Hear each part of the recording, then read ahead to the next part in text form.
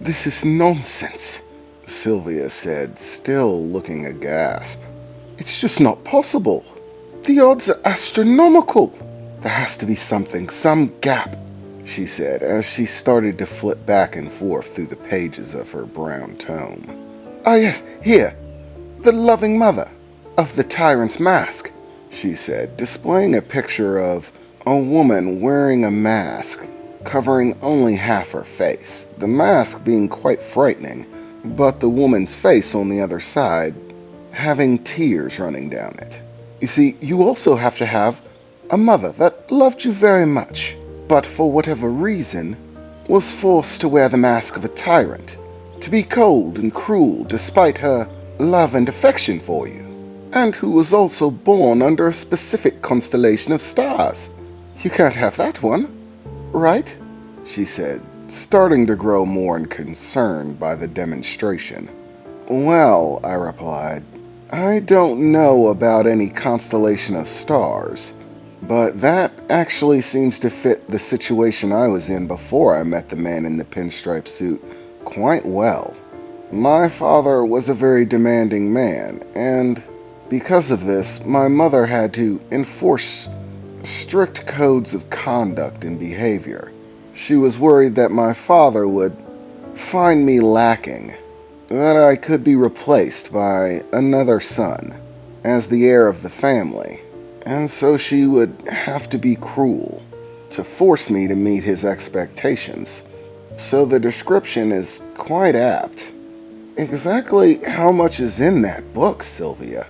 I asked, growing ever the more concerned about the level of detail that book seemed to have about me.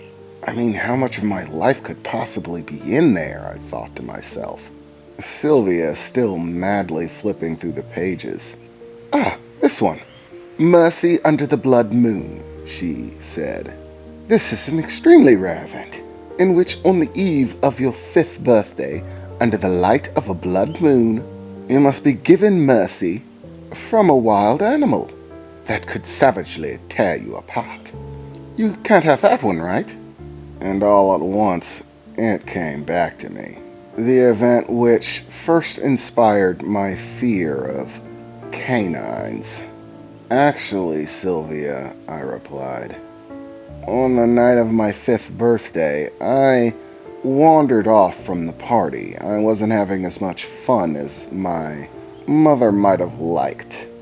And a wolf had wandered onto the property. It scared the daylights out of me.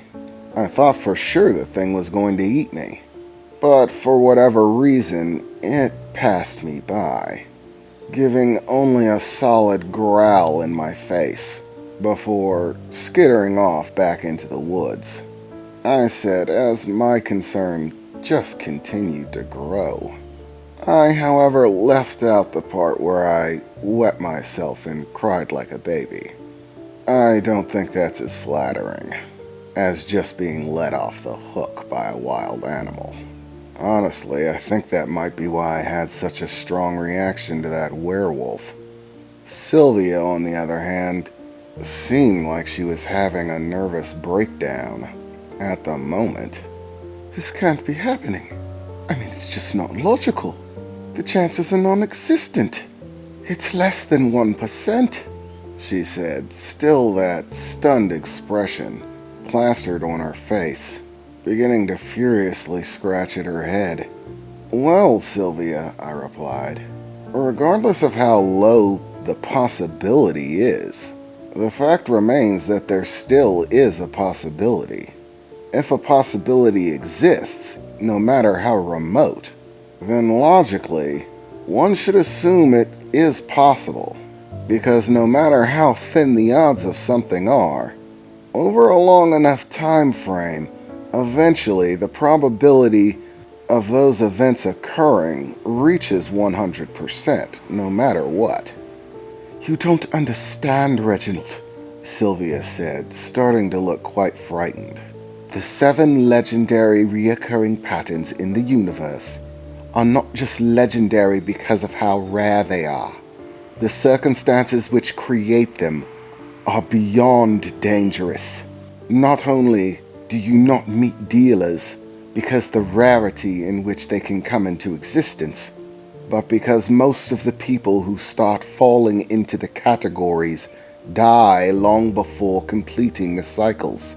The intensity of the moments that define their lives are far greater than that of the average person. They live tormented lives, Reginald, assailed by death and destruction in all directions.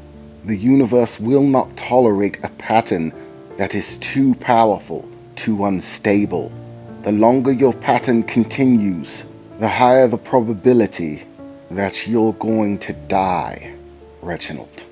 Ulterior patterns will begin to converge upon you. There are countless patterns in existence which by their very nature come into conflict with yours. They don't have to know that you're a dealer. They don't even have to know what their own pattern is. That's the beauty in the system, Reginald. Knowledge is not required. The power of your pattern breeds conflict with other patterns. They will seek your destruction for their own means. Specific contradictory patterns are drawn to you in maddening amounts. The 7 legendary patterns in the universe have countless enemies. Almost everyone.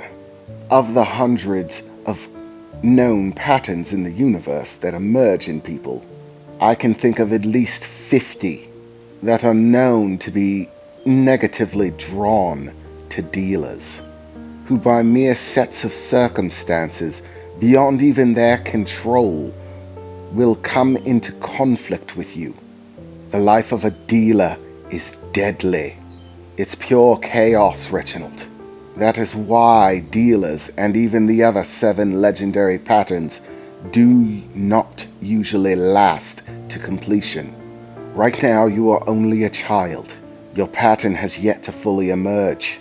And yet, based on what you tell me, the dangers that have started to stack within your life are already beginning to mount.